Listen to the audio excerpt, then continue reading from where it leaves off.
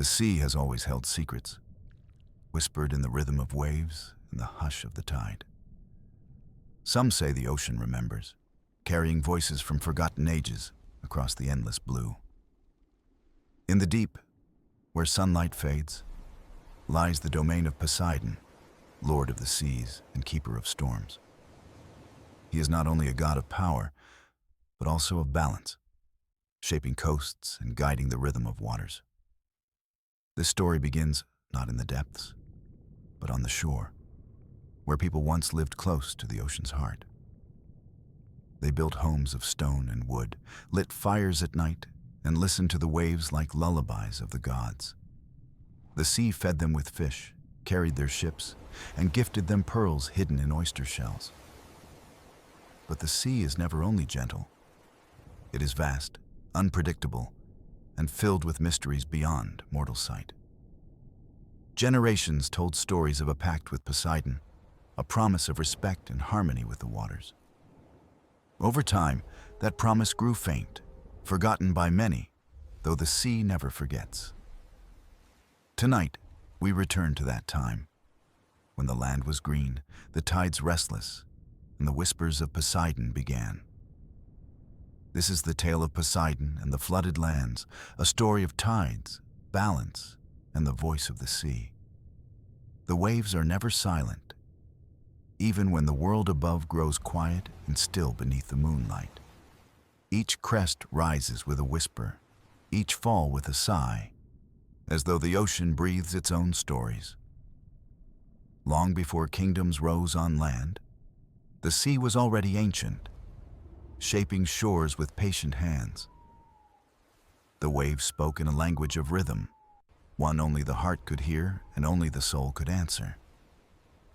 Children once sat by the shore and listened, wondering if the sound was the laughter of unseen spirits.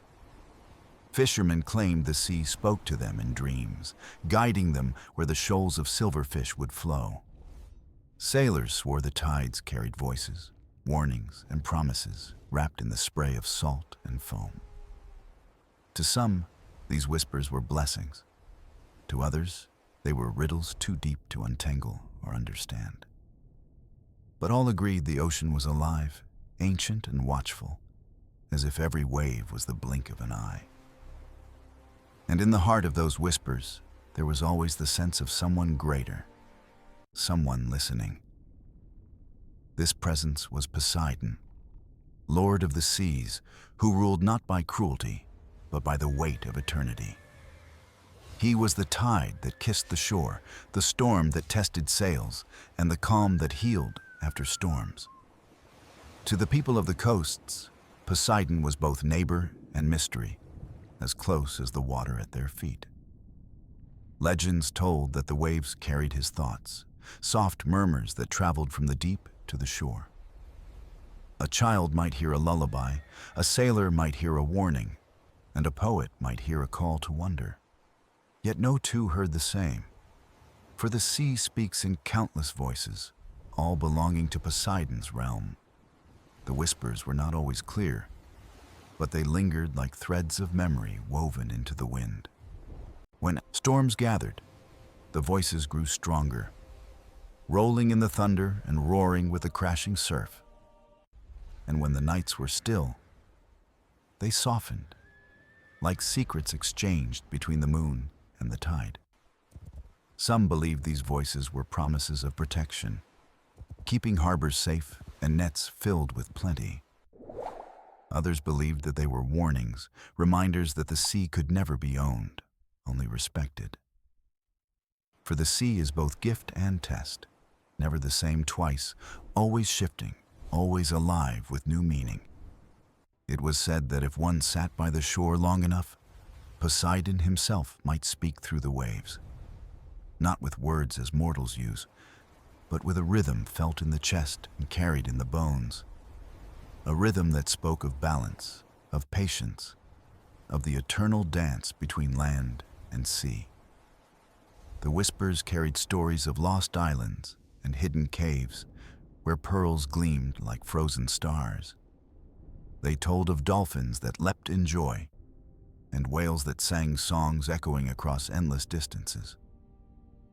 They hinted at cities swallowed by the tide, their towers gleaming like ghosts beneath the waves. Every whisper carried both wonder and warning, a reminder of the sea's beauty and its vast power. Generations lived with these voices, shaping their lives to the rhythm of Poseidon's eternal breath.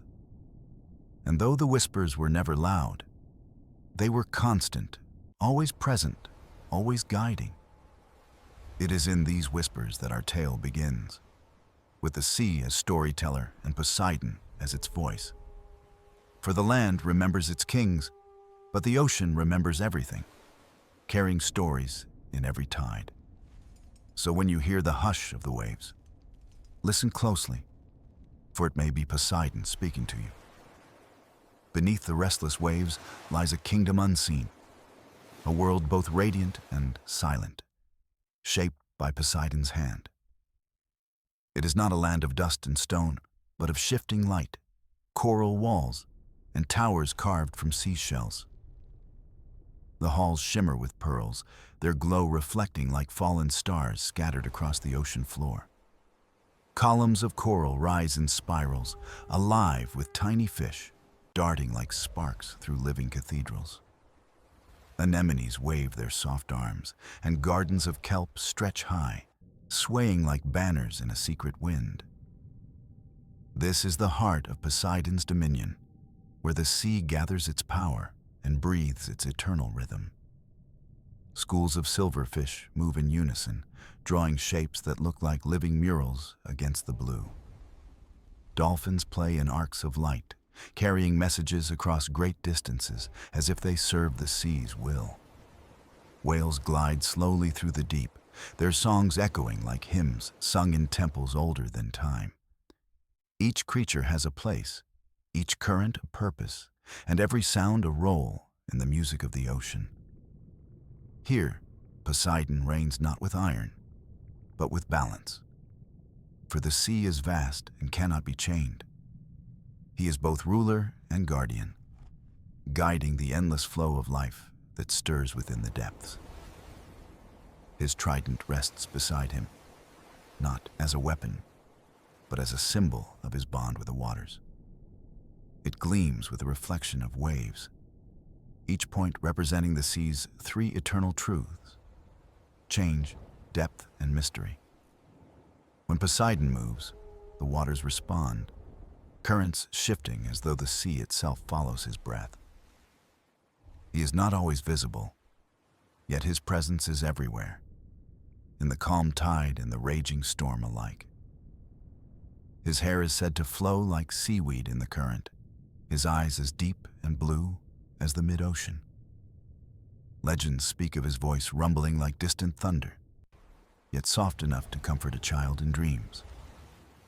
The sea's creatures revere him, not in fear, but in harmony, for they are part of his eternal domain. Turtles pass slowly, carrying centuries of wisdom, while seahorses drift gently, fragile but enduring. Even the smallest shell holds a glimmer of his presence, for the sea is filled with endless fragments of him.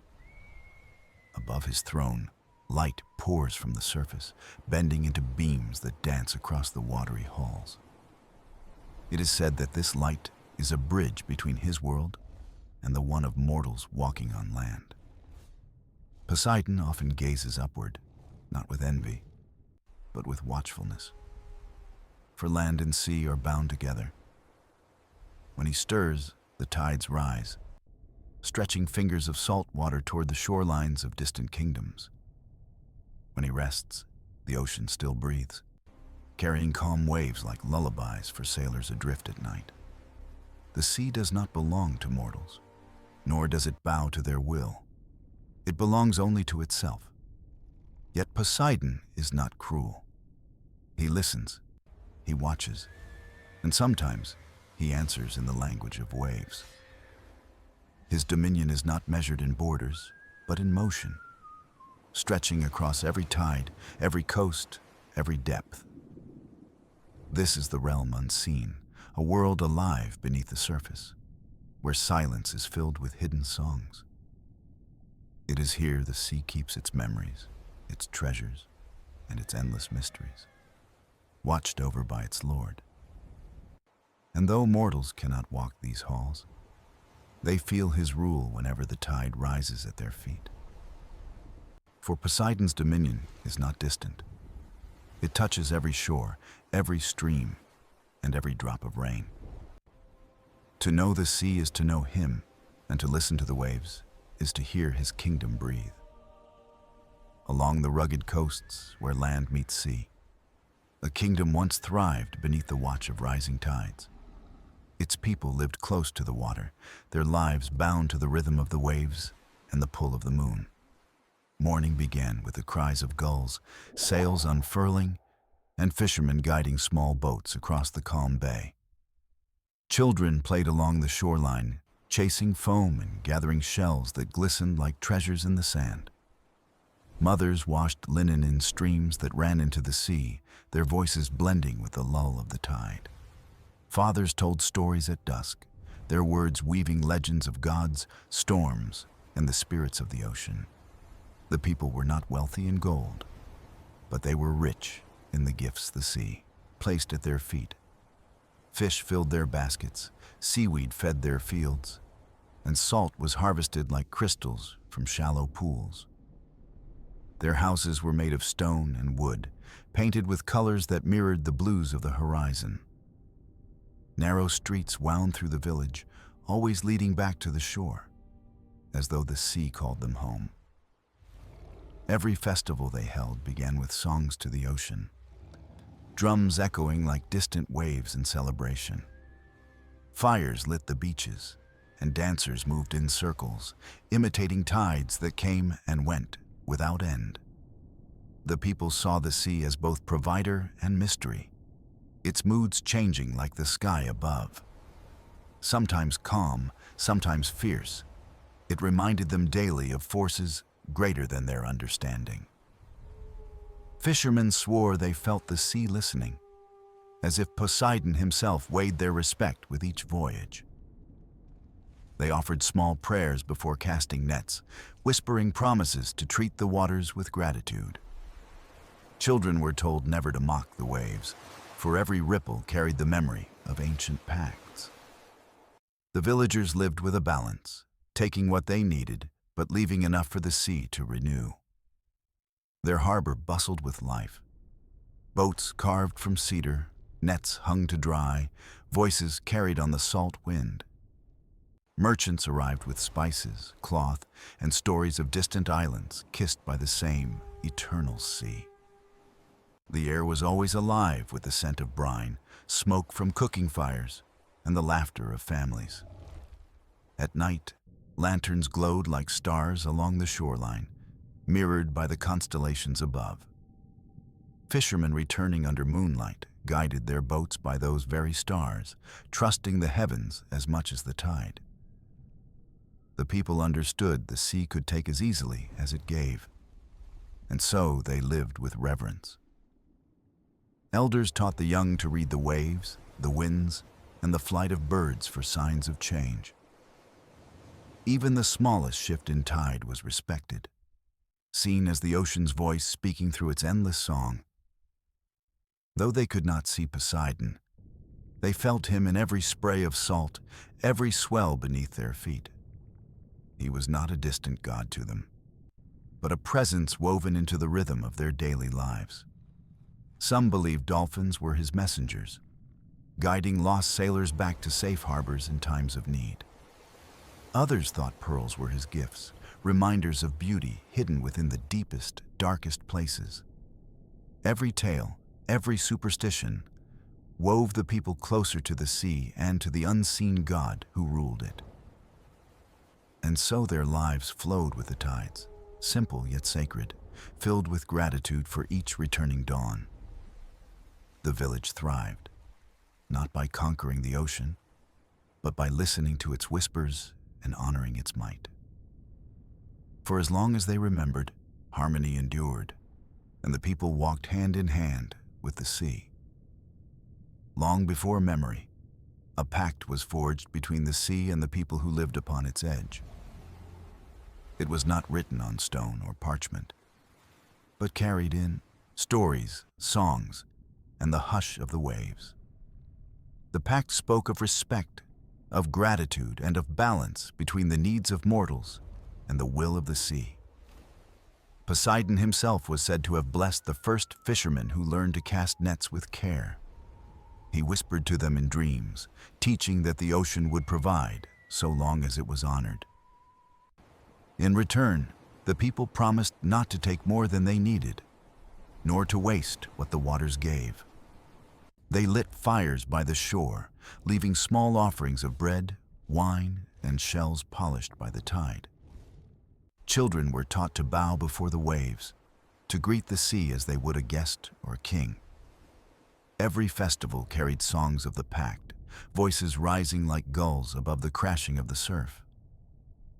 The people believed the sea listened, nodding its approval in the rhythm of the gentle morning tide. When storms rose, they were taken as reminders, warnings to remain humble before the endless ocean. The pact was never about fear, but about harmony, a promise of mutual trust between God and mortal. Generations kept it alive, telling their children, "The sea gives life, but only if we honor it." Fishermen followed rituals before each voyage, whispering words to calm the currents and winds. Mothers sprinkled drops of fresh water into the surf, believing it pleased Poseidon to taste the land. Sailors carried seashells as charms, reminders of the vow their people had sworn long ago. The bond was fragile, yet sacred, woven through daily life like threads binding net to wood. But time has a way of softening memory, and the old stories began to fade like shells in sand. As new generations grew, they saw the pact not as truth, but as fable, a tale to amuse children.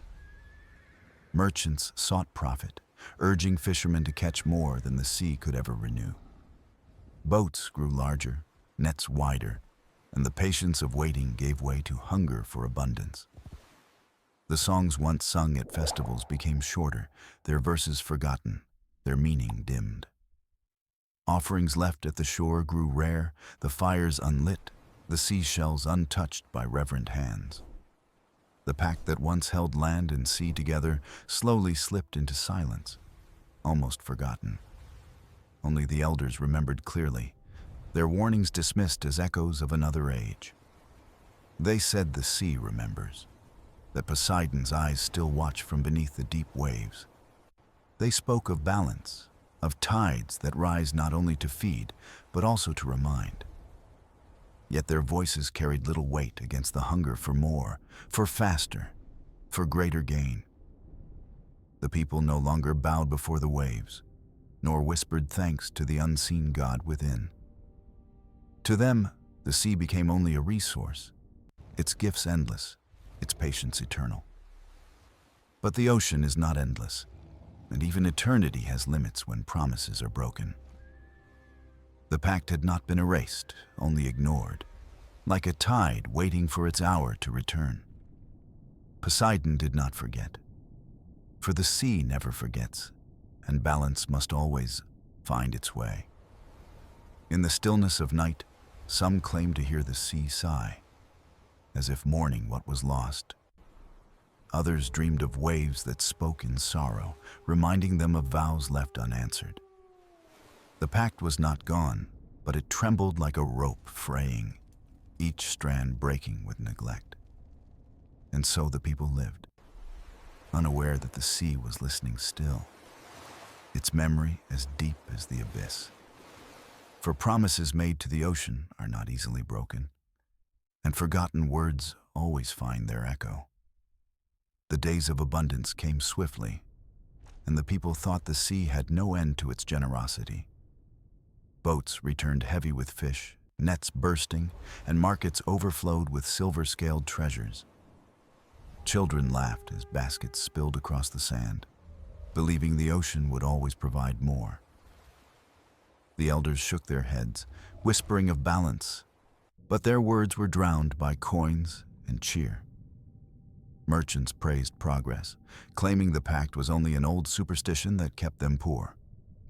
They told stories of destiny, saying the sea was theirs to use, theirs to conquer, theirs to command.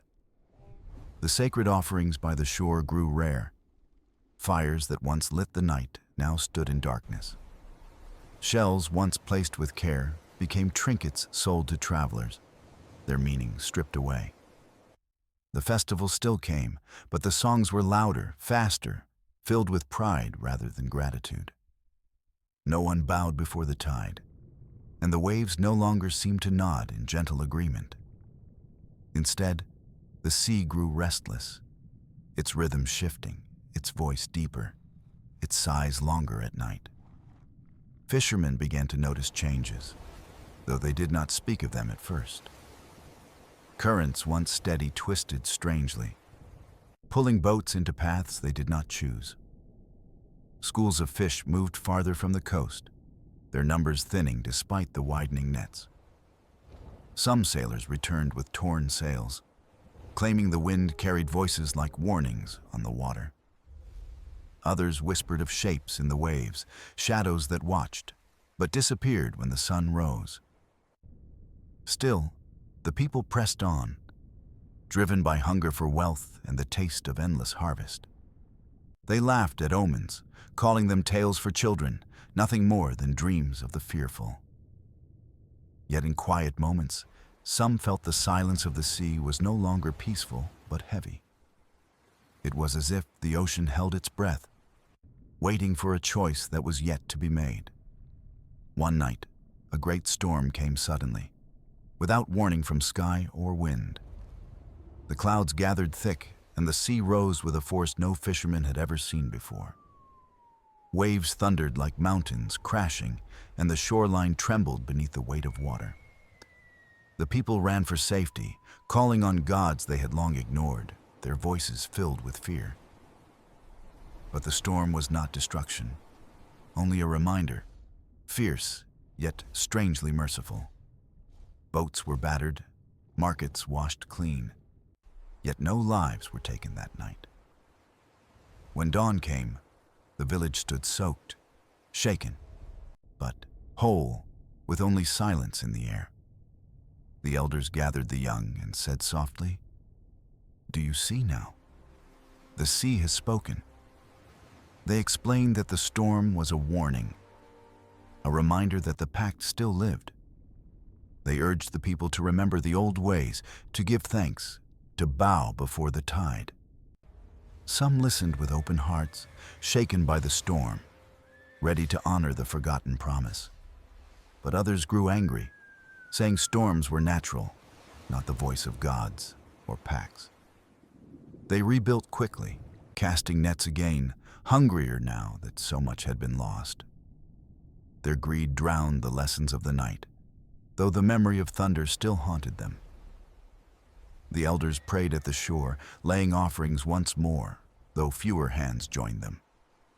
They whispered to Poseidon, pleading for patience, asking the sea for another chance. The waves lapped gently, neither fierce nor kind, leaving the prayers unanswered in silence. In the hearts of some, doubt grew, but in others, a seed of reverence was reborn. The village stood at a crossroads, caught between pride and humility, between greed and gratitude.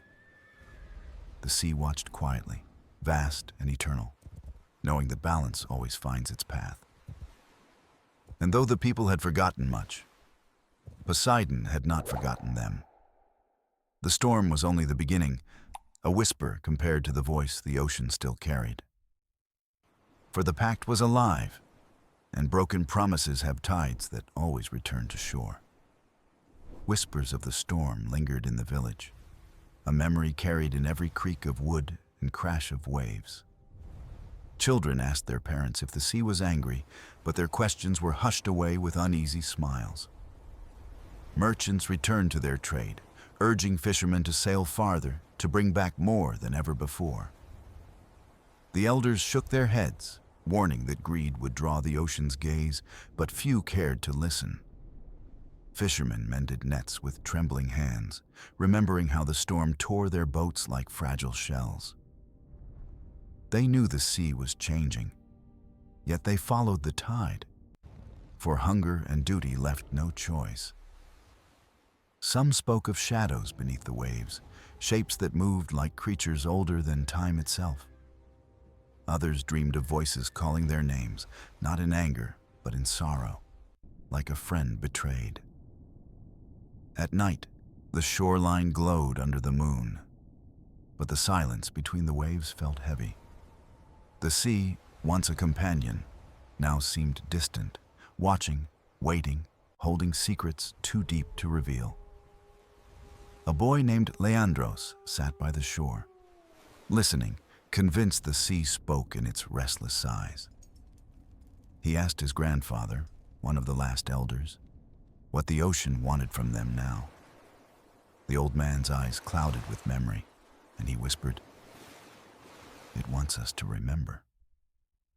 Leandros asked what that meant, and the elder told him of the pact made long ago. He spoke of promises of respect, of offerings, of gratitude, and of the sea's eternal patience. The boy listened wide-eyed, for to him, the tale was not myth, but a truth that breathed. The elder placed a seashell in his hand and said, "The ocean is alive. Treat it as kin." Leandros carried the shell everywhere, pressing it to his ear, hearing not just waves, but whispers. Meanwhile, the village grew divided, some turning back to rituals, others mocking them as foolish. At dawn, a few left bread and wine at the shore, but others scorned the gesture as waste.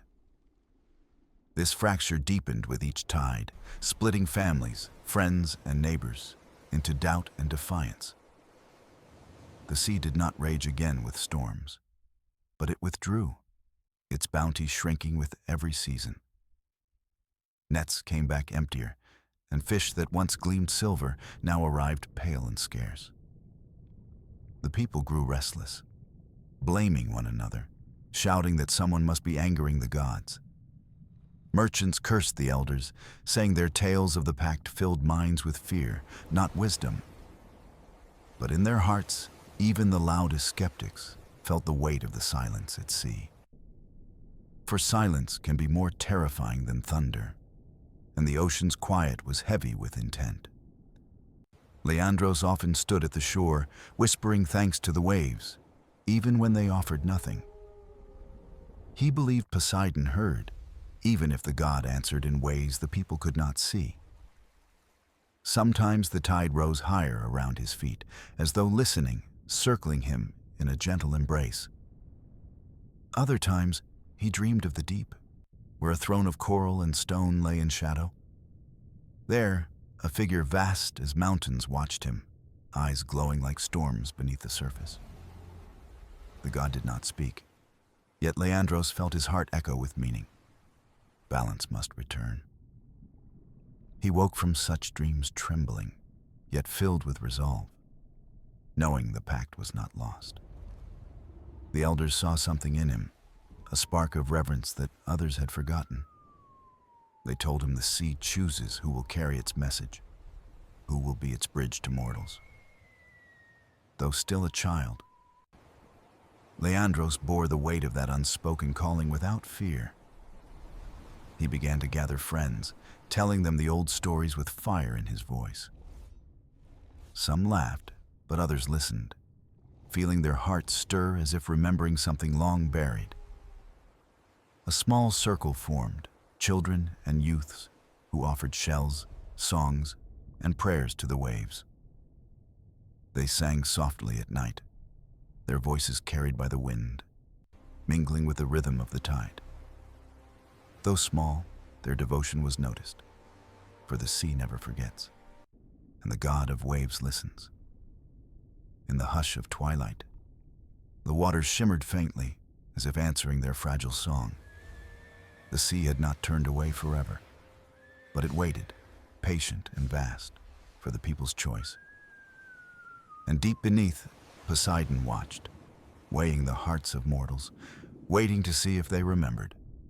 The seasons changed, and with them, the weight of the sea's silence grew heavier on the village.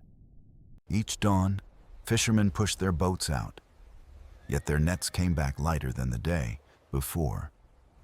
The markets, once bright with silver scales, now stood bare, their stalls echoing with hunger and worry. Families quarreled over scraps, and children watched with hollow eyes as meals grew smaller each night. The merchants grew restless, their wealth draining like sand slipping through a cracked hourglass. They blamed the elders, saying their talk of pacts had cursed the sea and brought this famine. The elders only shook their heads, reminding them that greed, not faith, had broken the balance. But anger rose louder than wisdom, and the people demanded answers from gods they no longer served. Some shouted prayers of accusation, others cried to the waves as though Poseidon himself would reply. The sea remained still, its answer hidden in silence, deeper than their voices could reach. Leandros, still young but bold, stood by the shore with his circle of friends each evening. They sang the old songs, their voices carrying hope, though many laughed at their childish devotion. "Do you think your little songs will feed us?" The merchants sneered, mocking the children's faith. But the youths sang louder, believing that even small voices could reach the heart of the sea. One night, as they sang under the moon, the waves shimmered faintly with a strange, soft glow. The children gasped, for it was as though the sea itself had joined their fragile hymn. Leandros felt the seashell in his hand grow warm, pulsing like a heartbeat against his skin. In his dreams that night, Poseidon appeared, vast and silent, crowned with coral and shadow. The god did not speak in words, but the boy felt the weight of his gaze like thunder. A message filled him. Balance is broken. The choice is near. The land must remember. When he awoke, he trembled but carried the truth in his heart, though others would not listen. He told the elders, who nodded solemnly, saying the sea had chosen him as its messenger. They urged him to speak to the village, though he feared their laughter and scorn. At the festival of midsummer, he stood before the crowd, seashell clutched tightly in his hand. He spoke of the pact, of respect, of gratitude, and of Poseidon's call for balance restored. His voice shook, but the fire in his words silenced even the merchants for a moment. Some scoffed, calling him a foolish child, but others felt their hearts stir with forgotten reverence. The elders declared the boy's vision a blessing, urging the people to return to the old ways. But division grew deeper, some turning toward ritual, others mocking it as weakness and fear. The sea, meanwhile, grew quieter still, its bounty fading further, its surface calm, but watching. The calm itself became unsettling, a stillness that felt like the breath before a storm. Leandros continued his nightly vigils, gathering children and youths to sing by the shore. Their voices, though small, wove threads of hope, carried on the wind across the restless tide. And each night, the seashell glowed faintly, as if answering, as if Poseidon listened. The people did not yet know, but the ocean's patience had limits, and the tide was turning. For promises ignored too long become debts, and the sea always collects what it is owed. The seasons changed, and with them, the weight of the sea's silence grew heavier on the village. Each dawn, fishermen pushed their boats out, yet their nets came back lighter than the day before. The markets, once bright with silver scales, now stood bare, their stalls echoing with hunger and worry. Families quarreled over scraps, and children watched with hollow eyes as meals grew smaller each night. The merchants grew restless, their wealth draining like sand, slipping through a cracked hourglass. They blamed the elders, saying their talk of pacts had cursed the sea and brought this famine. The elders only shook their heads, reminding them that greed, not faith, had broken the balance. But anger rose louder than wisdom, and the people demanded answers from gods as they no longer served. Some shouted prayers of accusation, others cried to the waves as though Poseidon himself would reply. The sea remained still, its answer hidden in silence, deeper than their voices could reach. Leandros, still young but bold, stood by the shore with his circle of friends each evening. They sang the old songs, their voices carrying hope, though many laughed at their childish devotion. "Do you think your little songs will feed us?" the merchant sneered, mocking the children's faith. But the youth sang louder, believing that even small voices could reach the heart of the sea. One night, as they sang under the moon, the waves shimmered faintly with a strange, soft glow. The children gasped, for it was as though the sea itself had joined their fragile hymn. Leandros felt the seashell in his hand grow warm, pulsing like a heartbeat against his skin. In his dreams that night, Poseidon appeared, vast and silent, crowned with coral and shadow. The god did not speak in words, but the boy felt the weight of his gaze like thunder. A message filled him. Balance is broken. The choice is near. The land must remember. When he awoke, he trembled, but carried the truth in his heart, though others would not listen. He told the elders, who nodded solemnly, saying the sea had chosen him as its messenger. They urged him to speak to the village, though he feared their laughter and scorn. At the festival of midsummer, he stood before the crowd, seashell clutched tightly in his hand. He spoke of the pact, of respect, of gratitude, and of Poseidon's call for balance restored. His voice shook, but the fire in his words silenced even the merchants for a moment. Some scoffed, calling him a foolish child, but others felt their hearts stir with forgotten reverence. The elders declared the boy's vision a blessing, urging the people to return to the old ways. But division grew deeper, some turning toward ritual, others mocking it as weakness and fear.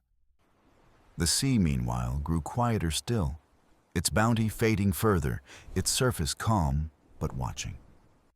The calm itself became unsettling, a stillness that felt like the breath before a storm. Leandros continued his nightly vigils, gathering children and youths to sing by the shore. Their voices, though small, wove threads of hope, carried on the wind across the restless tide. And each night, the seashell glowed faintly, as if answering, as if Poseidon listened. The people did not yet know, but the ocean's patience had limits, and the tide was turning. For promises ignored too long become debts, and the sea always collects what it is owed. The nights grew longer, and the air thickened with unease as silence lingered over the restless sea. The villagers worked harder, yet their nets returned nearly empty, the bounty of the waves slipping away. Hunger sharpened tempers, and arguments broke out in the marketplace over scraps and fading supplies. The children's songs by the shore continued, though their voices carried more sorrow than hope now. Leandros still clutched the seashell, certain that Poseidon was listening, even in the quietest tide. But the merchants and their followers demanded proof, shouting that prayers could not fill empty bellies. One evening, the elders called a gathering at the center of the village to speak of the pact. They told the story again, urging the people to remember their promises to the sea. But the crowd was divided, some listening with bowed heads, others jeering with anger and disbelief. Leandros stepped forward, small against the mass of villagers, yet his voice carried across the square. He spoke of his dreams, of Poseidon's gaze, of the message of balance and remembrance.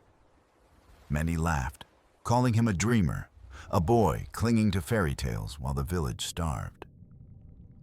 But a few listened, their hearts stirred by the fire in his trembling voice and steady eyes. The merchants mocked him, saying Poseidon would never choose a child to carry divine words. Yet the seashell in his hand glowed faintly, casting a soft light across the darkened square. The crowd gasped, silenced for a heartbeat, before fear and awe rippled through them like waves. Some whispered that it was a sign, a blessing, proof that the god had not abandoned them. Others cried that it was a trick, a glow from firelight, or the mischief of a boy. But in that moment, the sea answered, its waves rising higher against the shore without a storm. The sound echoed through the night, a voice not of words, but of presence, heavy and vast. The people froze, for the ocean's breath carried through the streets as if it had stepped ashore. Leandros held the seashell high, his voice breaking but strong. The sea remembers. We must remember. The elders fell to their knees, murmuring prayers, but many others still turned away in fear. The village was now more divided than ever, torn between faith and disbelief, humility and pride. The sea returned to silence, leaving its warning etched in the memory of all who had heard. That night, Leandros dreamed again of Poseidon's throne deep beneath the glowing coral forests. The god's eyes burned like storms, and his gaze was not cruel but sorrowful, heavy with loss. The message echoed again. Balance must return, or all will be swallowed in the rising tide. When Leandros awoke, he felt the weight of the prophecy pressing on his young shoulders. He knew the sea had not yet unleashed its full wrath, but its patience was wearing thin. The boy told his circle of friends, and they vowed to stand with him no matter the cost. They began to prepare offerings, gathering shells, bread, wine, and flowers to lay at the shore. Their small rituals brought flickers of hope, though the sea's bounty did not yet return.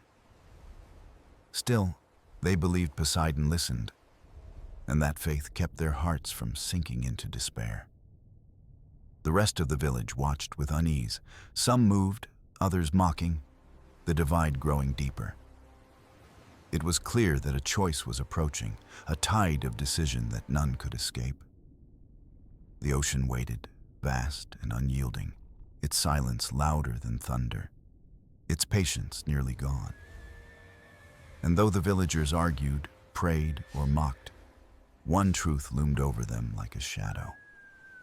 The sea always remembers, and a god's memory is longer than any mortal's defiance. The summer sun burned bright, but the village no longer celebrated its warmth with joy or laughter. The fields grew dry, cracks spreading across the earth like scars left by forgotten promises. The sea, once generous, turned stingy, keeping its treasures locked deep beneath restless waves. Boats returned emptier each day, their sails heavy with despair instead of the scent of salt and fish. Mothers counted grains of wheat, stretching what little they had to feed their children one more night. The air grew thick with whispers, fear bleeding into every corner of the village like creeping mist. Some spoke of leaving, of seeking lands where the gods were kinder and the seas more forgiving. But the elders shook their heads, saying the sea followed everywhere, for none could escape its reach. Leandros felt the truth in their words, his seashell glowing faintly whenever he dreamed of the god. Each night, Poseidon appeared, not with anger, but with sorrow, a sorrow that weighed like the ocean. The boy awoke trembling, clutching the seashell as though it were the last spark of hope in darkness. He began gathering others, the children and those willing to listen, teaching them the old songs. Their voices rose by moonlight, weaving prayers into the tide. a fragile thread stretched across silence. The merchants mocked them, shouting that songs could not feed a village or mend a broken sea. But some villagers began to leave small offerings by the shore, flowers, shells, and pieces of bread. The sight stirred something ancient, and for the first time in years, reverence returned to the coast. Yet the sea gave nothing back, and patience began to fray like rope pulled too tight in the storm. One evening, clouds gathered, black and heavy, though no storm had been foretold in the skies. The waves grew restless, their rhythm pounding like a heartbeat echoing from the deep abyss. The villagers rushed to the shore, fear in their eyes, as lightning split the horizon in silence. But no rain fell, no thunder followed, only the waves rising higher, as if awaiting a command. Leandros felt the seashell burn hot in his hand, and he fell to his knees in the sand. A voice filled his mind, deep as the trenches, heavy as mountains. The balance is broken still. He cried out to the sea, begging Poseidon to forgive, to show mercy for the people once more. The waves stilled, pausing as though the god had heard, as though judgment teetered on the edge. The elders stepped forward, raising their arms, urging the people to kneel and remember. Some obeyed, falling into silence, but others shouted in defiance, clinging to their anger. The sky darkened further, clouds circling, and the sea's surface glowed faintly with shifting light. The merchants shouted louder, accusing Leandros of bringing curses, demanding the seashell be destroyed. The boy held it tighter, his eyes wet with tears but blazing with a courage beyond his years. He cried that the seashell was not a curse, but a gift, a lifeline to the god's memory. The crowd surged with noise, half in belief, half in fury, as the tide swelled higher. A towering wave rose in the distance, glowing with an otherworldly light, vast as the sky. The people screamed, falling back in terror, certain the sea was about to swallow their lives. But the wave froze, suspended like glass, trembling as if waiting for a choice to be made. Leandros raised the seashell high, his voice breaking but clear. Remember, or be forgotten. The silence stretched, every heart pounding as if the whole world waited for their answer. Some villagers knelt, their voices soft with prayer, while others turned and fled in fear. The sea rumbled, not with rage, but with warning, the voice of a god, both patient and stern.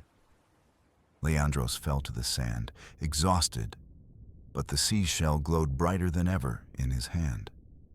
The night ended without destruction, but the warning was clear.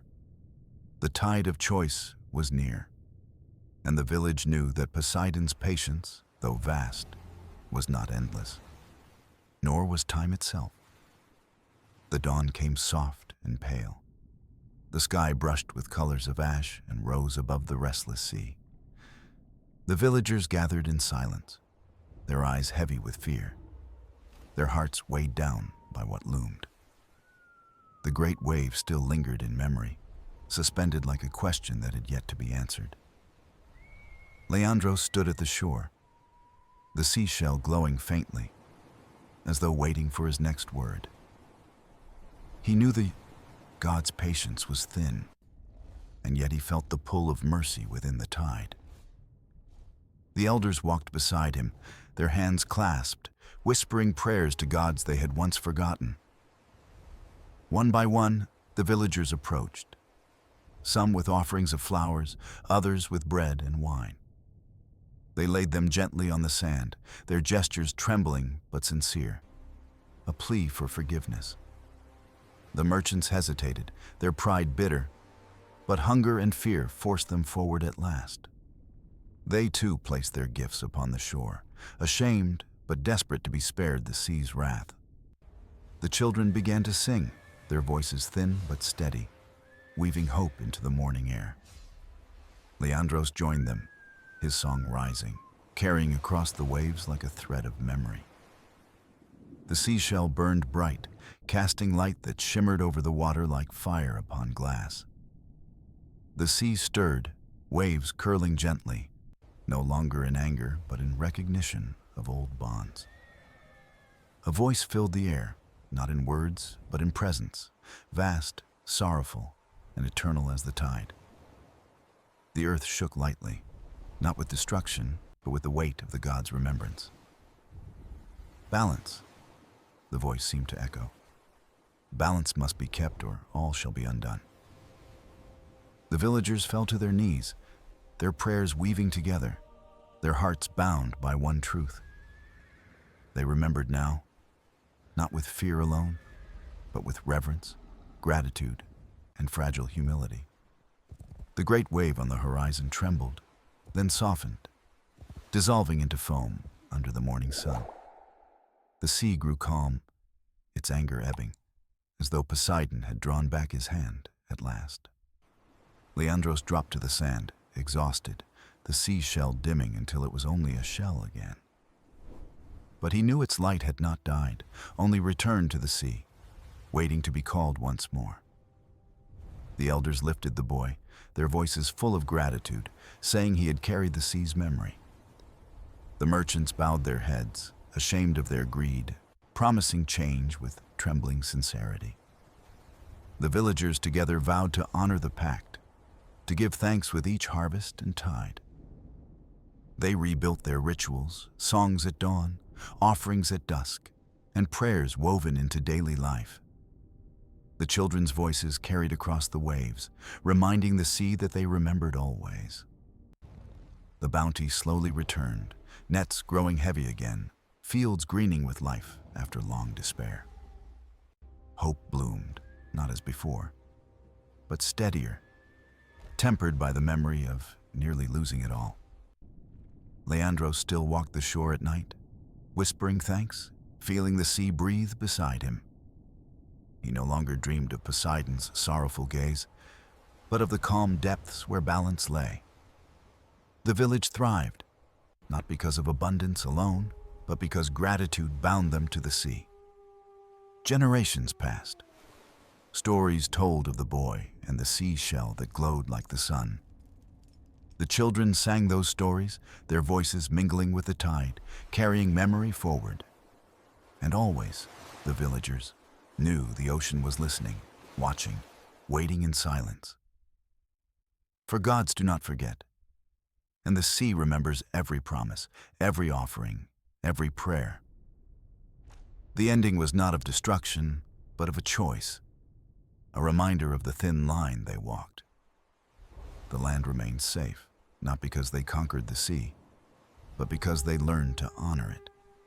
And in that fragile balance, Poseidon kept his watch, vast, eternal, and waiting beneath the waves.